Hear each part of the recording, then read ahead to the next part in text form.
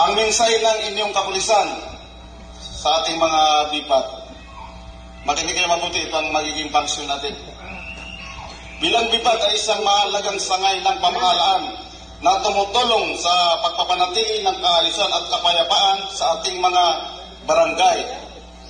Ang inyong tungkulin ay hindi lamang limitado sa pagpapatupad ng batas at pagpapanatili ng seguridad, kundi pati na rin sa pagtulong sa mga mamamayan sa iba't ibang paraan.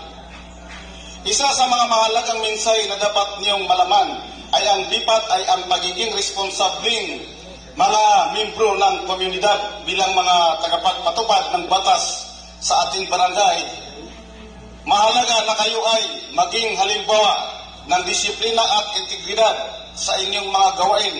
Dapat niyong ipakita ang tamang pag-uugali at respeto sa inyong mga kapwa upang panatilihin at manatili ang tiwala at suporta ng mga mamamayan.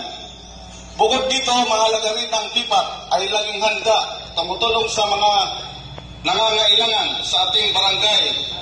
Tayo ay dapat maging mapagkalinga at maasahan ng mga mamamayan sa oras ng pangangailangan.